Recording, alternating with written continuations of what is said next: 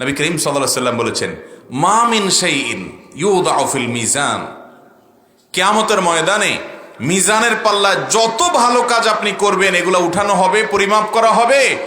এর ভিতরে হুসনুল খুলুক বা উত্তম আচরণ, উত্তম চরিত্র, এটার মতো ওজনদার, এর মতো ভারী কোনো আমল আর মিজানের পাল্লা উঠবে না।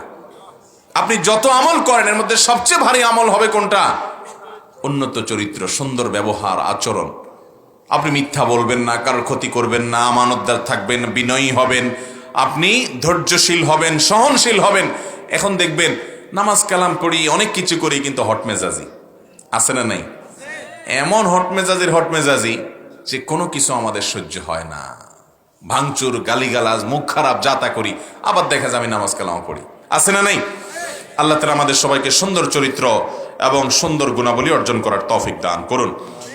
মোহতারাম হাজরিন, নবী করিম সাল্লাল্লাহু আলাইহি সাল্লামকে যখন তায়েফবাসী আঘাত করে রক্তাক্ত করেছে, অনেক কষ্ট দিয়েছে, তার শরীরের রক্ত পড়ে জুতার সাথে পা লেপ্টে গেছে, এরকম কঠিন অবস্থা হয়ে গেছে, নির্মমভাবে তার প্রতি অত্যাচার করা হয়েছে। তায়েফের ছোট ছোট বাচ্চাদেরকে, ছোট ছোট পোলাপানকে লেলি দিয়েছে তায়েফবাসী, তায়েফের কাফেররা নবীজির বিরুদ্ধে পাথর মেরে পাগলের সাথে যেরকম হাসি তামাশা করত, তার সাথে সেরকম হাসি তামাশা শুরু করেছে। নবী করিম সাল্লাল্লাহু আলাইহি সাল্লাম এত কষ্ট যাদের থেকে পেয়েছেন, ওই মানুষগুলোর ব্যাপারে আল্লাহর কাছ থেকে পাহাড়ের দায়িত্বে থাকা ফেরেশতা এসে বলেছেন, হে আল্লাহ রাসূল, আপনাকে অনেক কষ্ট দিছে এরা, আপনি হুকুম করে দেন। যারা তায়েফে গেছেন তারা জানেন, মক্কা থেকে তায়েফে যাওয়ার সময় দেখবেন পাহাড়ে ঘেরা। তো নির্দেশ চেয়েছেন, হে আল্লাহ রাসূল, আপনি নির্দেশ দেন, শুধু মুখ দিয়ে বলেন। পাহাড় নিয়ন্ত্রণের দায়িত্ব আল্লাহ আমাদেরকে দিয়েছেন, ফেরেশতাদেরকে। এটার কন্ট্রোল আমরা করি, এর ব্যবস্থাপনা আমাদের হাতে। দুই পাশে পাহাড়কে আমরা এভাবে ধসিয়ে দিব এবং এরা মিশে যাবে মাটির সাথে, আপনি শুধু হুকুম করেন। নবী করিম সাল্লাল্লাহু আলাইহি সাল্লাম তিনি তাদেরকে এভাবে ধ্বংস করে শেষ করার জন্য বদদোয়া তো করেনই নাই, বরং দোয়া করছেন, আল্লাহুম্মা গফির লিকাওমি ফাইন্নাহুম লা ইয়ালামুন। আল্লাহ, আমার জাতিকে আপনি মাফ করে দেন, আমার প্রতি জুলুম করছে, নবীর প্রতি জুলুম করছে, চরম অন্যায় করছে, এই জন্য তাদেরকে শাস্তি দিয়েন না, আপনি মাফ করে দেন। তারা বুঝে নাই, তারা জানে নাই, আপনি তাদেরকে মাফ করে দেন। এ হলো আমাদের প্রিয় নবী, আমরা তার উম্মত না? তার অনুসরণ করা লাগবে কি লাগবে না? আল্লাহ তাআলা আমাদের সবাইকে তার মতো এরকম সহনশীল এবং ধৈর্যশীল হওয়ার তৌফিক দান করুন।